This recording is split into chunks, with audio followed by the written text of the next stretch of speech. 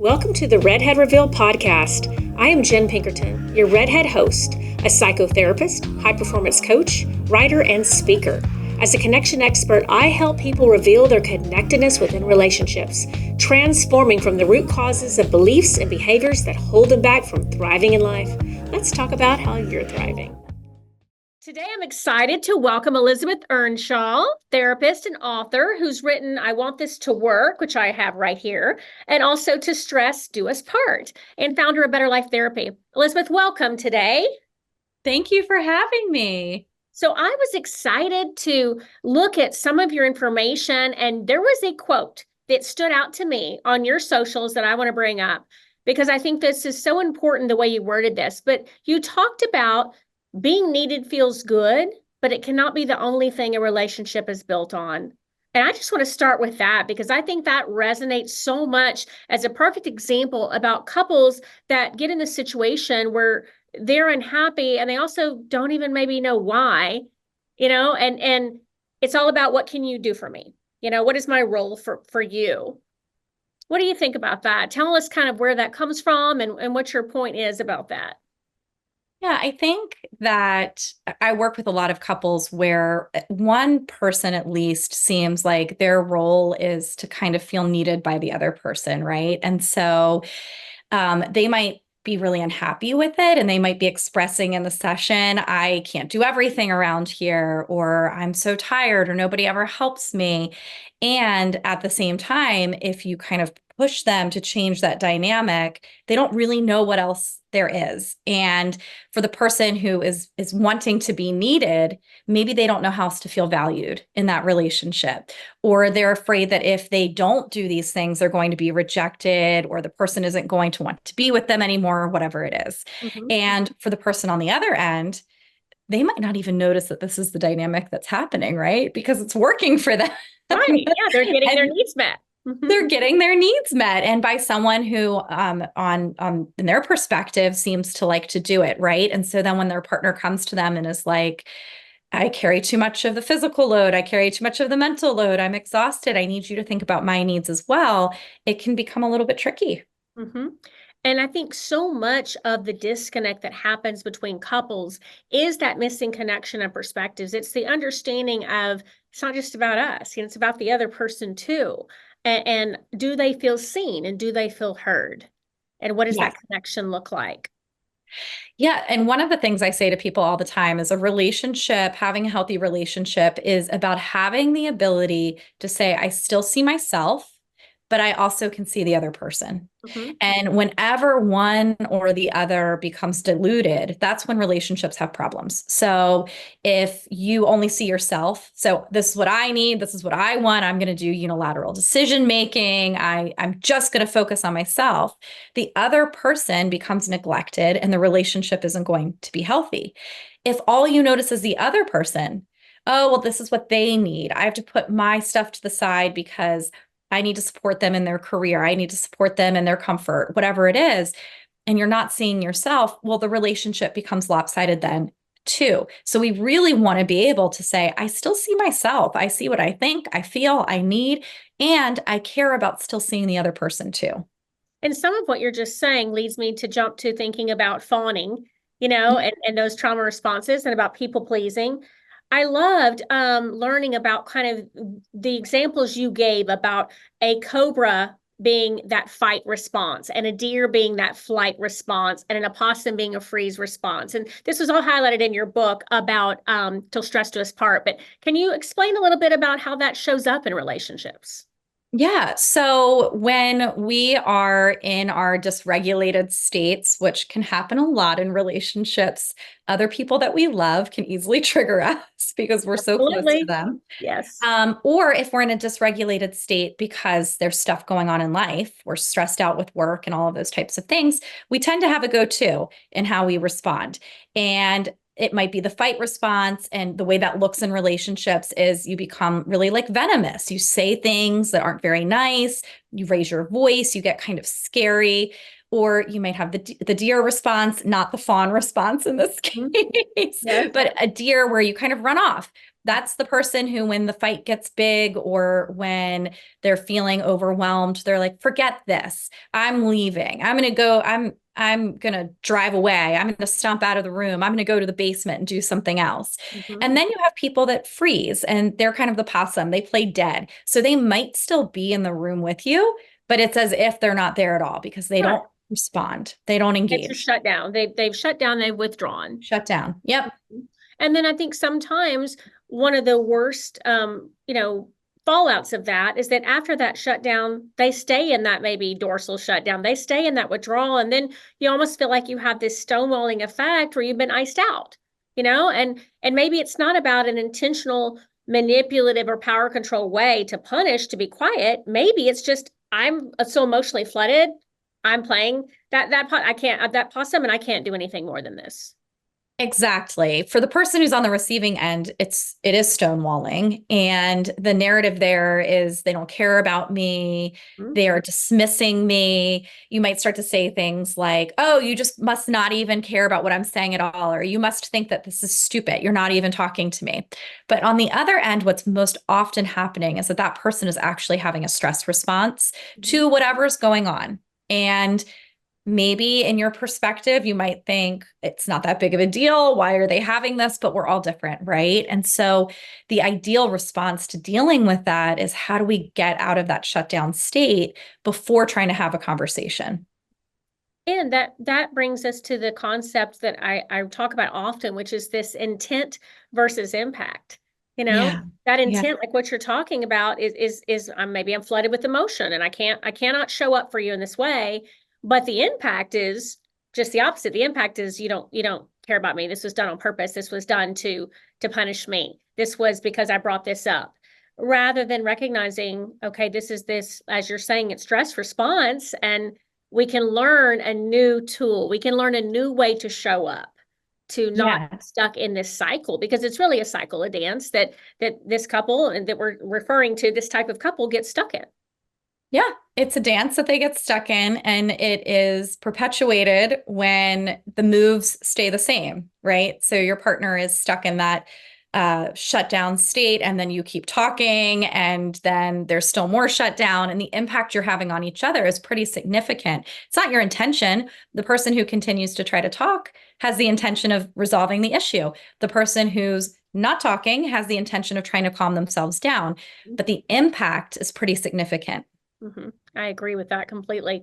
Another quote that I saw that you talked about was that sometimes when I share that I'm upset with something, you get upset about me being upset. And it starts to feel confusing. And then I end up soothing you instead of soothing myself. Tell us about that. So that's something that I see happen a lot with couples with parent-child relationships too, where there's this experience of sharing something with the other person, whether it's about your relationship with them or about something outside. So you might share something like, "Hey, I've really missed you recently. We haven't been spending as much time together." And instead of the other person saying, I'm going to talk to you about how you're upset and I'm sorry to hear that and let's figure this out together, their response might be to get upset with you or to get more upset than you are. And so it might be, oh, well, don't you know how difficult my day is? Or I feel like I've tried so hard, but now all you're doing is criticizing me. I do everything wrong. So they have a defensive response, and their upset then becomes the primary focus. And so all of a sudden you're on the other end trying to soothe them. You're saying, no, no, no, no. I do know that you do a lot. I've seen everything you've tried. You're a wonderful partner. And then the thing that you brought up gets completely lost. Right. And that's kind of like where I think sometimes the message is lost in that whole delivery, because now we're back in that dance. Exactly. Now we're back in the dance and nobody's been heard. Nobody feels better. And the situation just perpetuates. And so your Till Stress Do Us Part book really talks about how to handle the stress and the triggers, and how we manage that in a relationship. Yes. Yep. So something I was seeing with a lot of the couples I work with is that so many of them were coming in and they couldn't figure out why they were arguing more, why they were disconnected. And these are couples that were otherwise really happy, right? they have great partnerships, they have good foundations. And what I was noticing is that the way that they were navigating stress in their lives was having a significant impact on their ability to be in a good relationship with each other. Mm-hmm. And unless someone learns a new tool and learns a new way to manage this, it's not going to change. For something to change, then something has to change. And this is where this education about how this can look so very different if you learn these tools. I think that's where that comes in. Yes, yes, exactly. And so something that would be a big aha moment for them is number one, identifying it, right? And being able to say, okay, this actually isn't that my partner is the problem, or this isn't that I'm a horrible communicator or any of those types of things. This is that we've got a problem to look at together. And that problem that we can look at together is how is stress impacting our lives? We have so much going on. It seems impossible to navigate it all. We've got jobs, we've got kids, we've got hobbies, we've got the roof leaking. All of these things are happening. Money is tight. Instead of feeling the agitation related to that and taking it out on each other, what tools can we learn so that we are working as a united front and we're being each other's soothers rather than becoming each other's agitators? So what would that language look like for people who are not coming to see you as a client? They're not seeking help in that way, but they want to try to make this shift. Maybe they're listening today and thinking, oh, you are describing me to a T. What would you tell them is that first step to be able to pivot and to be able to apply this new concept to that source of conflict? The first step is to really understand that often your partner's state is not personal to you. When people see that piece, and that's a very passive piece of all of this, there's a lot of other tips of how to like actively change this. But the first step towards changing this is being able to accept the reality that when your partner is in that cobra state, or when they're in that deer state, or when they are just kind of completely shut down and they're in that possum state, that it is because of their stress responses. And those stress responses do that to us. It's a physical response. Mm-hmm. It is not your partner sitting down and saying, how can I be withdrawn today? How can I be rude today? How can I be mean today? That's not what it is. It's that their body is having a physical reaction to all of the stress. And they start to have something called self-regulatory depletion, which means they run out of the ability to regulate themselves because they're coping with so much, or because you're coping with so much together. And so the very first step, when you see things between you and your partner being off, wow, they're irritable, they're withdrawn, I'm irritable, I'm withdrawn. Can you identify where that's probably coming from? And can you instead say, I think that's because we have so much going on, we have so much stress, or maybe my partner's like that because they just had to spend 4 hours on the phone trying to fix a bill and the kids are screaming in the background. So then, because you know that it's about stress, you can start to think about what you can actually do to improve it instead of pointing fingers at each other. And so, I mean, what I hear you saying through all this is basically we don't have to think our partner's a jerk or an asshole. We can actually recognize you're struggling. They're struggling with something. And so they're not showing up in the best way. And it's about having this level of grace and understanding. So then you're working as a team and you're united instead of actually being in your two defensive corners, Yes. completely Yep. disconnected. Absolutely. And then from there, really learning, how do I become better at self-regulation? How do we become better at what's called co-regulation, which is instead of escalating each other and getting upset with each other when the other person's upset, you're bringing that down. And the third thing is, what can we take responsibility for in our lives where we do have some control, that we can remove some stressors or prevent some stressors? How can we do that as a team? And I think co-regulation is one of the things that a lot of people miss. I think that it's not as talked about often in therapy as I wish it would be, because I think when we understand and learn how much our bodies love to match and mirror energy, and being able to use that to your advantage in the way you're talking about, and it's such a simple, easy tool. Yeah, it is. And once you know what it is and how to use it, it's so powerful. So I'll give a really quick example that's real that I Yes, think would please be do. helpful. So Okay. this morning, my son woke up. He did not want to go to summer camp, right? And he was just being what you would call difficult. It's like every single part of the process took 20 minutes. Getting out of bed, didn't want to put his clothes on, didn't want to go, da da da da. My husband and I started to feel frustrated with him. Mm-hmm. And what we would have maybe done a year ago before really starting to think about this stuff a little bit more deeply is maybe we would have been like, you need to get downstairs right now, or it is taking you way too long to get these clothes on. What are we doing? Well, what I know, because this is really what my focus has been, is that if I'm doing that, all that's happening is he is then creating more stress hormones in his body.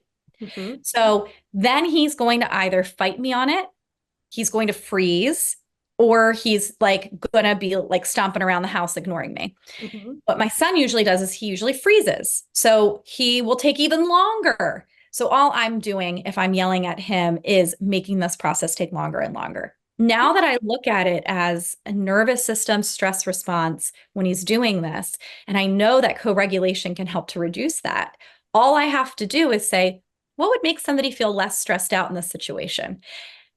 It's not going to be yelling at him. What Mm-hmm. would make his brain less stressed? And so what I do is I tell a joke, play with him. I kick the can down the lane a little bit. Okay, well, let's just go downstairs and have breakfast and then we can talk about summer camp. Or why don't we take 5 more minutes to cuddle? Or, I don't want to go to summer camp today either. Or can we switch places? And I'm making a joke, right? And so any of those things that help him to regulate are going to be far more effective than pushing back. And I think if people can learn that in their romantic relationships as well, you have so much power to help the other person to regulate.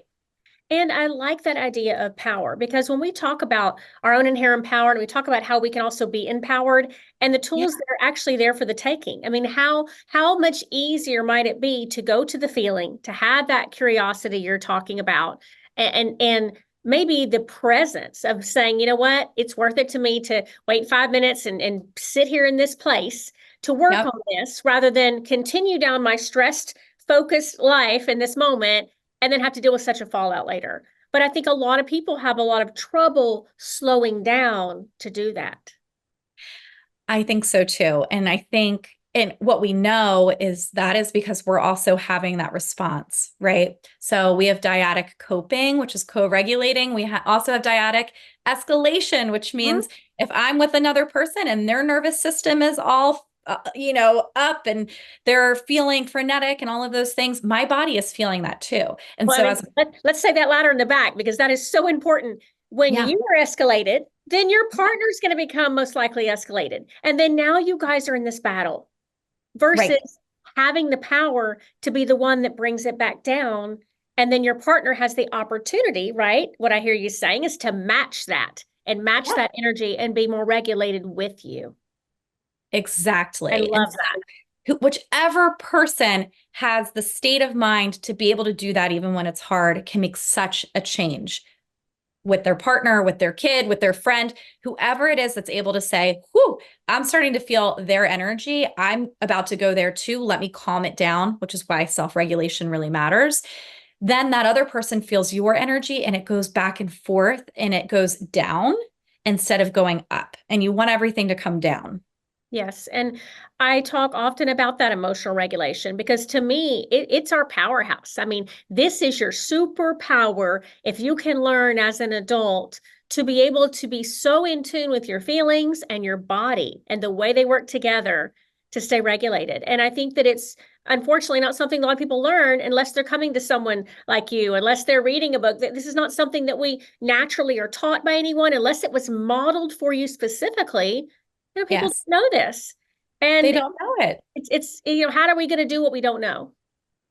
Exactly. I mean, again, unless you learned it through a therapist or you had a parent that was a really good co-regulator, it doesn't just come naturally. And so we can learn those tools to soothe our body, to recognize stress in our body so that we are not getting into conflict and into dysregulation with other people. Mhm.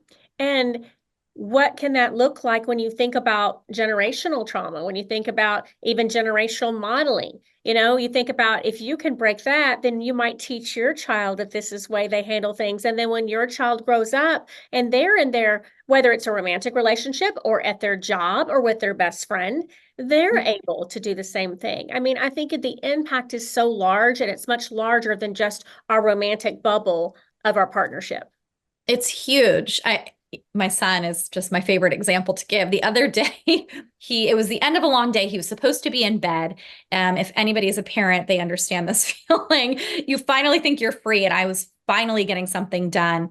And he comes downstairs and he does one more, Mom, I need something. And my reaction to him was not calm, right? I was like, you need to get up to bed. That's what you need to do. Yes. And I felt so proud because he said to me, Mom, I think you're feeling a little bit stressed.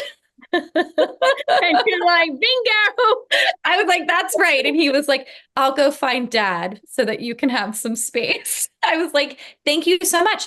But he already is starting to dilute those types of reactions, right? So when he grows up and he's in relationships with people, instead of getting into it, instead of saying to me, Mom, that's not nice. I need to da da da da da. Instead of getting into it with a friend or a partner or whatever, he's able to say, it doesn't seem like a good time. And And let me take a step back. I want to repeat what you just said. He learned how to dilute that. And I like that word for this example because that really, it's a great visual to think about that. You know, something is thick and heavy and big, and you're able to dilute it and dissipate it and make it smaller and bring it back down. And we Yes. can stay at this level instead of being way up here. Yes, exactly. And what do you think my reaction was to him? I came down a lot Yes. and I said, Oh, I'm so sorry, honey. Mommy didn't mean to yell at you, but yes, can you go get daddy? That would be really helpful. I didn't feel more stress. His response actually helped me. And it's not the job of the child to help the adult, but it is interesting to see that we do that with him. So he's able to do that back with us. And it's Absolutely. amazing to watch that. And the fact that if a child can learn this, then obviously we as adults should Yeah. absolutely be able to do this too.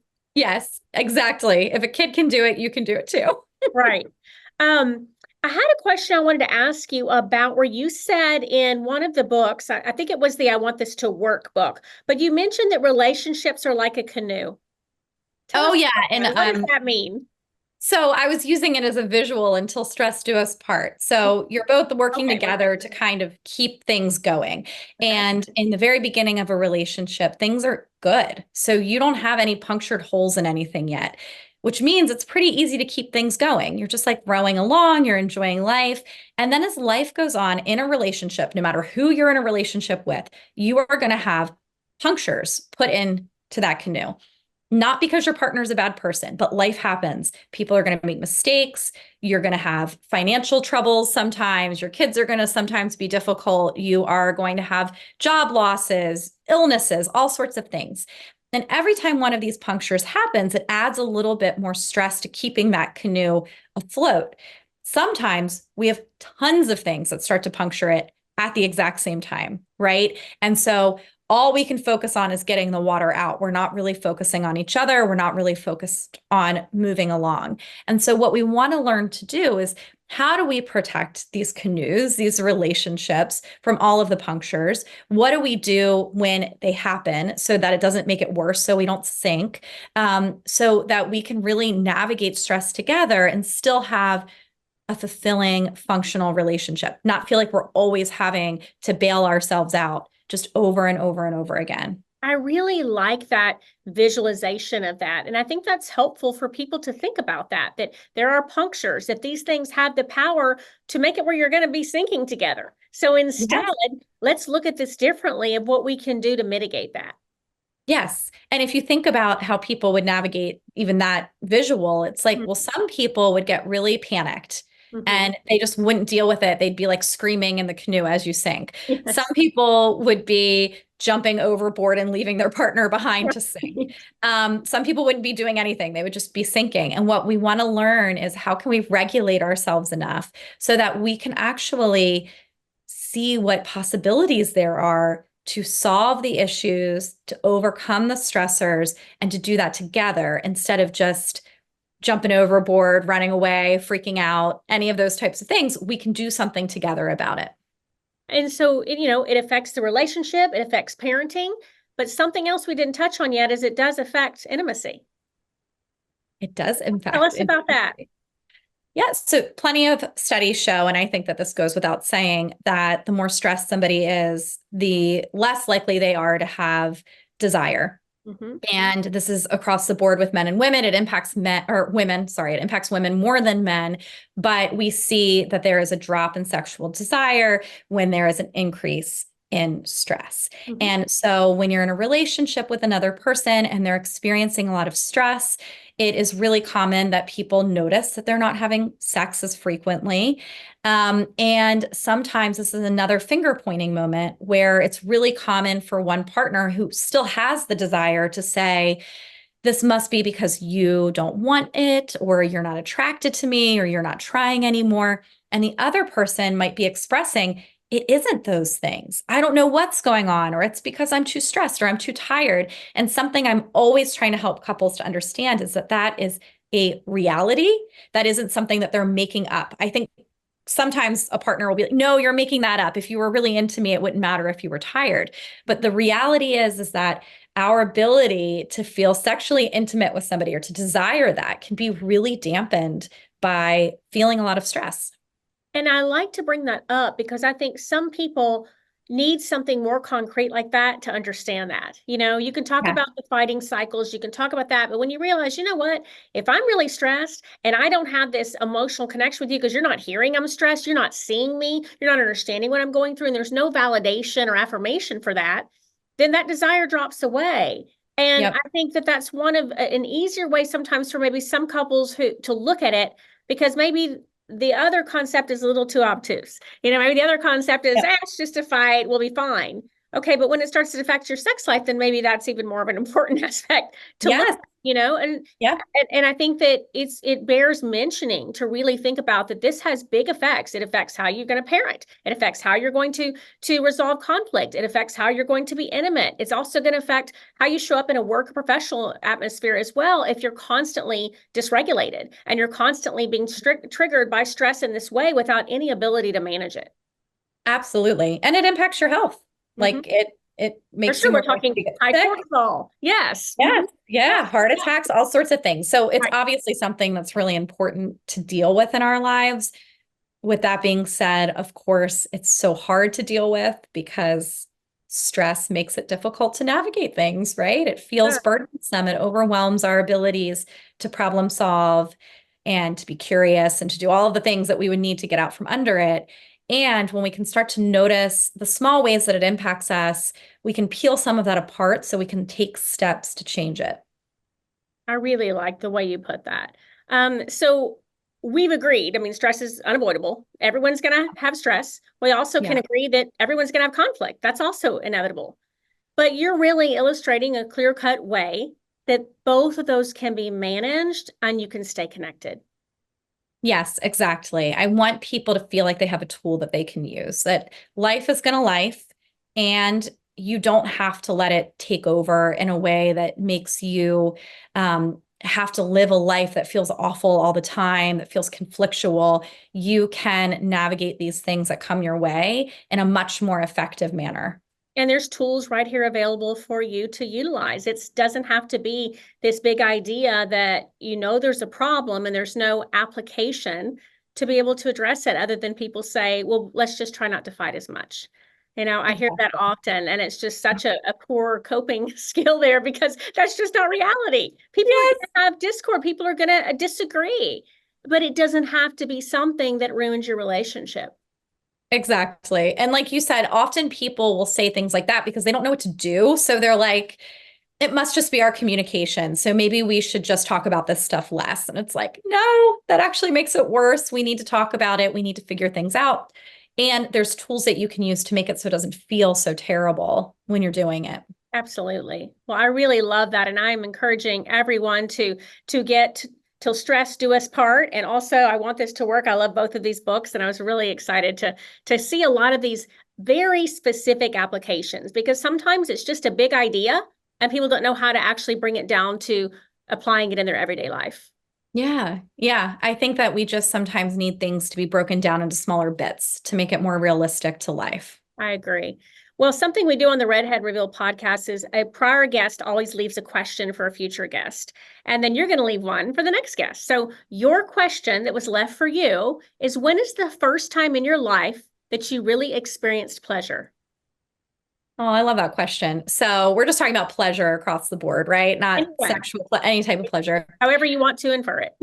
I had a very pleasurable childhood, I would say. And that's not to say it was perfect. I absolutely had some things. But I remember, as young as I can remember back, just like we were always playing, we were always outside, we were always being told, I love you.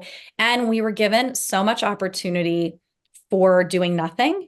And Mhm. so if I think back to like what is pleasurable, I think often pleasure is like the ability to do nothing and to feel just at peace. And so I think back to my yard when I was little and I would just lay outside, like under a tree. We lived on the water. I would just lay by the water and just lay outside for hours reading books. And I think that that is one of my first like pleasure memories. I like that memory. I am one to do the same thing even now as an adult. So I Yes, think I that's still great. love it now. Yes, that's wonderful. What Yeah. question do you have that you would like to leave for a future guest? The question I have is, what is a memory you have of a time that you were very upset and another person, you actually remember what another person did to help you feel much calmer in your own body? Okay. And I like the part that it's in your body. It's that body connection. In your body, Preaching not it like, all the oh, they time. helped me or they talked to me, but like a story of a time that you really remember you might not even remember what they said, but you remember that you were upset and their presence like changed the way you were feeling in your Mhm. body. That's great. Well, I will certainly ask that of our next guest and we'll see where that goes. It was really great Amazing. having you on today, Elizabeth. And thank you so much for teaching us and helping us really understand that we can manage the stress and we can thrive in our relationships. Thank you for having me. It was so nice to talk to you. All right. Talk to you soon. Okay. Bye bye.